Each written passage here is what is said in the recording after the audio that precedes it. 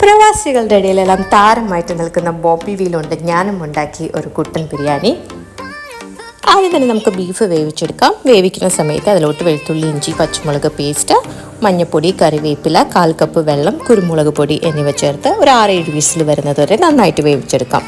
ആ ഒരു ടൈം കൊണ്ട് തന്നെ നമുക്ക് റൈസ് പ്രിപ്പയർ ചെയ്യാം. ചൂടായ പാനിലോട്ട് 2 ടേബിൾ സ്പൂൺ നെയ്യ്, കുറച്ച് വെളിച്ചെണ്ണ, ഏലക്ക, പട്ട, ഗ്രാമ്പൂ, പിന്നെ പകുതി സവോള എന്നിവ നന്നായിട്ട് വഴറ്റിയെടുക്കുക.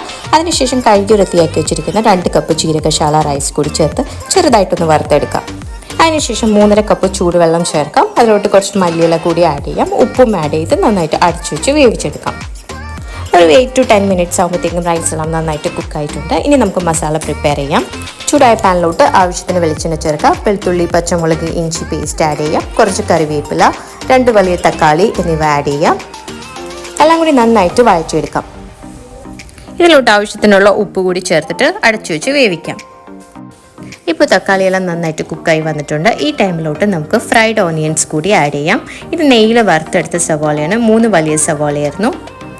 ഇപ്പോൾ എല്ലാം കൂടി നന്നായിട്ട് മിക്സായി വന്നിട്ടുണ്ട്. ഈ ടൈമിലോട്ട് 1 ടേബിൾ സ്പൂൺ മല്ലിപ്പൊടി, 1 ടീസ്പൂൺ മഞ്ഞൾപ്പൊടി, 1 table spoon garam masala powder add ചെയ്യാം. അതിനുശേഷം 2 ടേബിൾ സ്പൂൺ തൈര് കൂടി ആഡ് ചെയ്യാം. അതിനുശേഷം ഒരു നാരങ്ങ നീര് കൂടി ചേർക്കുന്നുണ്ട്. ഇനി ഇതിലോട്ട് വേവിച്ച് വെച്ചിരിക്കുന്ന ബീഫ് കൂടി ചേർക്കാം. എല്ലാം കൂടി നന്നായിട്ട് മിക്സ് ചെയ്ത് കുറച്ച് നേരം വേവിക്കാൻ വെക്കാം. കുറച്ച് മല്ലിയില കൂടി ആഡ് ചെയ്യാം. ഇനി ഒരു മീഡിയം ഫ്ലെയിമിലിട്ട് ഈ വെള്ളമെല്ലാം നന്നായിട്ട് വറ്റിച്ചെടുക്കണം. ഇപ്പോൾ മസാലയെല്ലാം നല്ല തിക്കായിട്ട് വന്നിട്ടുണ്ട്. ഇനി നമുക്ക് ദം ചെയ്യാനിടാം. ബീഫിന് മേലായിട്ട് നമ്മൾ നേരത്തെ വേവിച്ച് വെച്ചിരിക്കുന്ന റൈസ് ആഡ് ചെയ്യാം. അതിൻ്റെ മേലെ കുറച്ച് ഫ്രൈഡ് ഓണിയൻസും കാഷ്യൂ നട്ട്സും മല്ലിയിലയും ചേർക്കാം. കുറച്ച് ഗരം മസാല പൗഡറും നെയ്യും കൂടി ആഡ് ചെയ്യണം. എന്നിട്ട് അവസാനം ഒരു പേപ്പർ ഫോയിൽ കൊണ്ട് നന്നായിട്ട് കവർ ചെയ്ത് ഒരു 5-10 മിനിറ്റ് ലോ ഫ്ലെയിമിലിട്ട് ദം ചെയ്തെടുക്കാം. സംഭവം സൂപ്പർ ടേസ്റ്റാണ് കേട്ടോ. നാട്ടിലൊക്കെ കഴിക്കുന്ന അതേ ബീഫ് ബിരിയാണിയുടെ ടേസ്റ്റാണ്. എല്ലാവരും മസ്റ്റായിട്ട് ട്രൈ ചെയ്യുക. നിങ്ങളുടെ കമൻറ്റ് ഫീഡ്ബാക്ക് ചെയ്യുക, ലൈക്ക് ചെയ്യുക, ഷെയർ ചെയ്യുക, സബ്സ്ക്രൈബ് ചെയ്ത് സപ്പോർട്ട് ചെയ്യുക. Thank you.